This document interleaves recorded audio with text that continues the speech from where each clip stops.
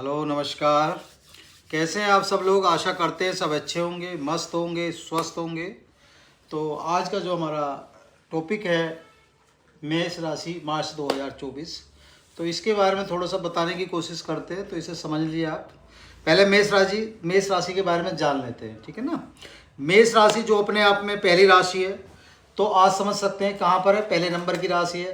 तो जीवन में भी ये लोग पहले नंबर पर ही रहना चाहते होंगे, मतलब इनका स्वभाव भी अपने आप में कैसा है तो आप समझ सकते हैं। जो राशि आपके पहले नंबर पर आ रही है तो उसका स्वभाव भी अपने आप में पहले नंबर का ही होता होगा। दूसरी बात, ये अपने आप में चर राशि भी है, ठीक है ना। चर राशि कौन सी होती है? जो मूवेबल होती हैं, जो बदलाव करना चाहती हैं। तो अपने आप में ये मेष राशि जो होती है, ये अपने आप में बदलाव का भी एक प्रतीक है, अपना वो है अपना, ठीक है ना। इसे समझ सकते हैं आप, ठीक है। तो जो आपके मेष राशि के जो जातक होते हैं अपने आप में आकर्षक छवि के होते हैं।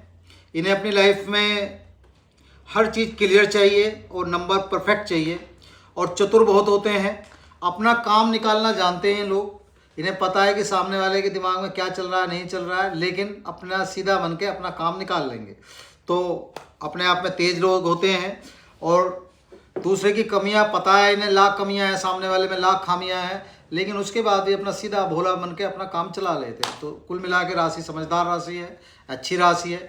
बातें बताने की कोशिश करेंगे तो बहुत सारी बातें हो जाएंगी, बहुत सारा समय हो जाएगा, तो उस बारे में बाद में बात कर लेते हैं।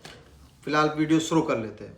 एक चीज़ और बताना चाहेंगे, एक तो आप लोग प्लीज़ वीडियो को पूरा देखने की कोशिश क्या करें, क्योंकि होता क्या है, जैसे हमारे पास मैसेज भी आते हैं, कोई भी समस्या किसी की होती है तो आदमी फिर परेशान होता है। परेशान क्यों होता है? वीडियो तो पूरी देखता नहीं है। जब आप वीडियो पूरी नहीं देखेंगे तो क्या होता है, वो समस्या आती है। भाई आपने बीच में से देख ली और आपको लगता है कि जैसे क्या हुआ, तो उसका थोड़ा सा आप समझने की कोशिश करें कि ये सब चीज़ें ना हो तो ज़्यादा अच्छा हो। तो पूरी वीडियो देखें प्लीज़, आपसे मतलब ये हमारी रिक्वेस्ट भी है और आपके कहना भी है। तो इसे अपना समझने की कोशिश करें। और दूसरी चीज़, जितनी भी आपकी कुंडलियां हैं, कुंडलियों को कोशिश करें कि देखो, जब आपकी कोई भी राशि उदय हो रही होती है आपकी, ठीक है ना, पूर्व दिशा में जब कोई राशि उदय हो रही होती है तो उसी से आपकी कुंडली का निर्माण होता है ना। जैसे आपने आपको पहले भी बताया था कि आपके ये जो ग्रह होते हैं आपके, ठीक है ना, कितने ग्रह होते हैं, कितने आपके ये आपके भाव होते हैं, और आपके 27 नक्षत्र होते हैं, और 9 आपके ग्रह होते हैं, ठीक है ना। तो 12 राशि होती हैं, 12 ही भाव होते हैं, 9 ग्रह होते हैं, और आपके 27 नक्षत्र होते हैं। और जब कोई राशि आपकी पूर्व दिशा में जो उदित हो रही होती है, उसी के हिसाब से आदमी का नाम लिखा जाता है, नाम बताया जाता है। मतलब अपना नक्षत्रों को देख के, जब चंद्रमा की उसके देख के कि हाँ भाई इस आदमी का क्या नाम होगा। तो कोशिश करें कि जब भी आप किसी से मतलब किसी से भी कुंडली जांच करवाते हैं या कुंडली बनवाते हैं, तो कोशिश करें कि जो समय है और आपका स्थान है उसके हिसाब से आप कुंडली बनाएं तो ज़्यादा अच्छा होगा। क्योंकि आमतौर पर क्या होता है, अब लोग जैसे दे देते हैं, मेरा नाम कुछ भी है, किसी का नाम कुछ भी है। अब नाम सपोज करो टका सिंह है, टैपे निकल गया, तो टैपे तो आदमी नाम नहीं रखेगा, नाम तो अपने हिसाब से रख लेता है ना आदमी। तो कोशिश करें कि जन्म के हिसाब से देखें तो ज़्यादा अच्छा होगा। चलिए अब आगे चलते हैं, मुद्दे से नहीं भटकते हैं, अपना बात को शुरू करते हैं।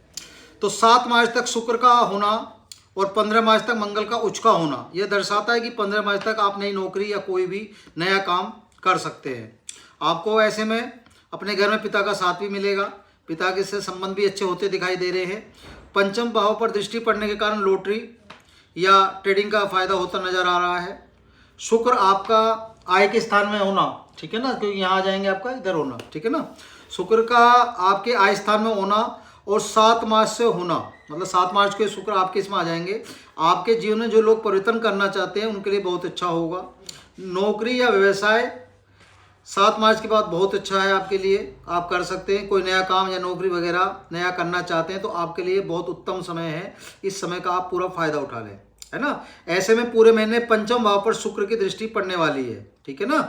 पंचम भाव पर शुक्र की दृष्टि पड़ने वाली है। कहाँ पर पड़ने वाली? पंचम भाव कौन सा हो गया? 1 2 3 4 5, ये ठीक है ना, आपका ये पंचम भाव हो गया, और यहीं से आप अपना ये सारी चीज़ें मिलती हैं आपको, ठीक है। तो नौकरी वगैरह करना चाहते हैं तो कर लें, अपना ठीक रहेगा आपके लिए, सही है, कोई दिक्कत नहीं है। और क्योंकि ऐसे में मेष राशि के जातक अंदर, हाँ एक चीज़ और बता देते हैं आपको, पंचम भाव पर शुक्र का मेष दृष्टि पड़ना आपके लिए शुभ होगा। मेष राशि में या लगन में मारक होते हैं, तो आपको एक बात ध्यान रखनी है, ऐसे में ना मेष जाति के जातक अंदर से आलसी हो सकते हैं। तो आपको थोड़ा सा ध्यान रखना है कि आलस को उत्पन्न ना होने दें अपने अंदर, ठीक है ना, क्योंकि आलस उत्पन्न होगा तो दिक्कत होगी। और अपनी वाणी पर नियंत्रण रखना है। और जितनी भी हमारी महिलाएं हैं उन्हें थोड़ा सा विशेष ध्यान रखना है कि दोपहर में ना सोएं। कोशिश करें कि दोपहर में सोने की आदत से थोड़ा सा दूर रहें, अपना अच्छा रहेगा। और 14 मार्च से सूर्य आपके पंचम भाव का मालिक भी आपके दूसरे भाव में रहेंगे, इसलिए कोई भी बड़ा लेन देन ना करें तो अच्छा होगा आपके लिए, ठीक है। अब बात कर लेते हैं 18 मार्च को जो शनि है आपके ये उदय हो जाएंगे आपके, और आपको क्या करना है ये हम आपको बता देते हैं। भाई शनि आपके जो है ये आपके इसमें आ जाएंगे। अब ये आपको विशेष ध्यान रखना है कि शनि क्या है आपके, शनि तो भाई कर्म के आपके और आपके न्याय के देवता हैं, ठीक है। तो अब न्याय के देवता जब अपना काम करते हैं तो किस हिसाब से करते हैं आप समझ सकते हो, उनकी चाल भी समझ सकते हो। तो बस थोड़ा सा ये ध्यान रखना है आपको। और अब इनकी हम आपकी दृष्टि के बारे में थोड़ा सा बता देते हैं, ठीक है ना, कि किसकी कहाँ दृष्टि पड़ेगी। अच्छा दूसरी चीज़, आज हमने थोड़ा सा दृष्टियाँ भी लिख दी हैं। जैसे लोगों के क्वेश्चन भी आते हैं कि भाई हमें पता नहीं चल पाता किसी चीज़ का, तो हमने गुरु की दृष्टि भी लिख दी है। कौन कौन सी होती है, 5वीं 7वीं 9वीं। और राहु की दृष्टि भी लिखती है 5वीं 7वीं 9वीं। और शनि की दृष्टि भी लिख दी है 3वीं 7वीं और 10वीं। और शुक्र की दृष्टि भी लिख दी है 7वीं। और आपके मंगल दृष्टि भी लिख दी है 4वीं 7वीं 8वीं, ठीक है। अब समझने की कोशिश करते हैं। पहली चीज़, भाई आपके गुरु कहाँ बैठे हैं, आपके अपने उसमें बैठे हैं। कहाँ पर बैठे हैं, आपके लगन में बैठे हैं। अगर गुरु आपके लगन में बैठे हैं तो आप समझ सकते हैं कि आप कहाँ और किस हिसाब से आपका समय होगा। तो यहाँ डरने की कोई जरूरत नहीं। जब गुरु आपके स्वयं स्थान पर बैठे हैं और लगन में बैठे हैं, आपकी आत्मा में बैठे हैं, तो मेरे विचार से तो सारी चीज़ें आपके लिए अच्छी होनी चाहिए, अगर आप इन ग्रहों के हिसाब से अगर चलते हैं, ठीक है। अब हम चलते हैं अपना शनि की दृष्टि को समझने की कोशिश करते हैं, ठीक है। शनि आपके कहाँ बैठे हैं, यहाँ पर बैठे हैं। तो 1 2 3 4 5 कहाँ पर आ गए, आपके यहाँ पर आ गए, ठीक है। आपके ये पड़ गई आपकी उनकी एक दृष्टि, आपकी उनकी यहाँ पड़ेगी। और 1 2 3 4 5, ठीक है। 5वीं दृष्टि को देख लेते हैं। ये कॉलम किसका है आपका, ये कॉलम समझने की आप कोशिश करिए। आपका यात्रा का और आपके भाग्य का, भाई का, कुटुंब का, ये सब चीज़ आपके इसमें आ जाती हैं। तो कोई दिक्कत तो ऐसी लग नहीं रही है, इस हिसाब से ठीक है। इसे समझ के चलें तो आप सब चीज़ सही रहनी चाहिए आपके हिसाब से। और अब आपका देख लेते हैं। देखिए राहु भी, अच्छा एक चीज़ और समझने की कोशिश करते हैं। इस समय जितने भी इस समय जो जातक हैं आपके, ये जो राशियां हैं, कुछ राशियां इस समय परिवर्तन का वो चल रहा। जैसे राहु अपने आप में परिवर्तन का काम कर रहे हैं, ठीक है ना। जब परिवर्तन का कोई काम चलता है, क्योंकि राशियां भी परिवर्तित हो रही हैं, तो आप अगर जैसे हम इसे राहु को ही देख लेते हैं आपका, वैसे जिस खाने में ये बैठे हैं यहाँ राहु अच्छे नहीं होते हैं। यहाँ इनका बैठना अपने आप में ठीक नहीं है, क्योंकि ये जिस खाने में आपके बैठे हैं तो उस हिसाब से यह खर्चा हो सकता है, ठीक है ना। कोई मुकदमा भी हो सकता है, कोई दिक्कत भी हो सकती है। लेकिन अगर इनकी दृष्टि के हिसाब से चलते हैं और इनके हम ये देखते हैं कि इनसे हमारा क्या फ़ायदा आ सकता है, क्योंकि इस समय परिवर्तित कर रहे हैं राहु, ज़्यादातर ठीक है। बाकी पूरा योग तो जब पता चलता है, जब हम किसी भी कुंडली का पूरा वो निकालते हैं, समीक्षा करते हैं, जब समझ में आती है कि इस समय उसका भाई कौन सा कारक ग्रह है, कौन सा मारक ग्रह है, ठीक है ना। उसके लिए तो लंबा जाना पड़ेगा। लेकिन ओवरऑल हम इसका निकाल के देखते हैं तो आपका 1 2 3 आपका 4 5 कौन से कॉलम में पड़ रहा है आपका, या आपका सुख सुविधा के कॉलम में इनका ये आ रही है नज़र, ठीक है ना। तो उस हिसाब से कोई दिक्कत नहीं लग रही है हमें। यहाँ ठीक रहना चाहिए आपके लिए कोई भी गाड़ी घोड़ा मकान दुकान कोई इशू नहीं आना चाहिए, अपना सही है। इसके बाद इनकी अगली दृष्टि को अगर हम चलते हैं तो ये और ये आपकी यहाँ पर आ गई। यहाँ पर भी आपका लोन वगैरह के हिसाब से ठीक रहेगा, कोई दिक्कत नहीं पड़नी चाहिए। तो अपना सही रखें थोड़ा सा, ठीक है। और इसके बाद इनकी अगली दृष्टि पर आ जाते हैं। अगली दृष्टि इनकी यहाँ पर आ जाएगी। तो कोई बीमारी अगर आपकी है तो इस समय हो सकता है उस बीमारी में आपको कहीं ना कहीं फ़ायदा मिल जाए, क्योंकि वो बीमारी डायग्नोज भी हो सकती है, कोई दिक्कत नहीं है। इसलिए इसका अगर आप फ़ायदा ले सकते हैं तो मेरे विचार से ठीक है। आप इसे थोड़ा सा समझें और राहु का थोड़ा सा मना के चलें। ओम राम राहुवे नमः का अपना मंत्र अपना करते रहें और हनुमान चालीसा का पाठ करते रहें थोड़ा सा, तो उससे आपके लिए यहाँ सही रहेगा, ठीक है। अब इनके हम दूसरे उसमें देख लेते हैं। अगर हम गुरु की दृष्टि देख लेते हैं तो गुरु की दृष्टि भी आप देख सकते हैं। आप गुरु कहाँ बैठे हैं, आपके लगन भाव पर बैठे हैं। तो अगर उनकी 5वीं दृष्टि देखते हैं तो 1 2 3 4 5 कहाँ पर आ गया, यहाँ पर आ गया। तो इसका मतलब क्या है, आ गया आपका ये आपका जितने संतान पक्ष का मामला है, संतान पक्ष के लिए बहुत अच्छा रहना चाहिए मार्च का महीना आपका और आपका, ठीक है। तो आपकी बुद्धि के हिसाब से भी ये ठीक रहेंगे और आपका भाग्य भी यहाँ सही रहेगा। और ये आपके रिलेशन को भी बताता है, ठीक है ना। अगर कोई भी रिलेशन होता है आपका तो उस रिलेशन को भी ये शो करता है यहाँ पर, ठीक है। तो यहाँ ठीक है, इस हिसाब से इनका फ़ायदा आप ले सकते हैं, ठीक है। अब इनकी अगली दृष्टि पे चल देते हैं, अगली दृष्टि पे चल देते हैं, तो अगली दृष्टि पड़ती है इनकी यहाँ पर, यानी आपका वैवाहिक जो जीवन है इस समय बहुत अच्छा रहना चाहिए। मार्च का महीना बहुत सुखमय व्यतीत होना चाहिए, अपने पार्टनर से आपकी सही बननी चाहिए जहाँ तक उम्मीद है। और दूसरी चीज़, आपका जो आपके काम धंधे के बिजनेस पार्टनर वाले हैं उनसे भी आपके इस समय रिश्ते ठीक होने चाहिए, ठीक है। तो इस रिश्ते का, इस समय का आप फ़ायदा उठा सकते हैं। अब आ जाते हैं इनकी अपना नौवीं दृष्टि की। नौवीं दृष्टि पड़ रही है आपके भाग्य में और धर्म पर, यानी धर्म काम में भी आप ठीक रहेंगे, भाग्य आपका चमकने का काम करेगा।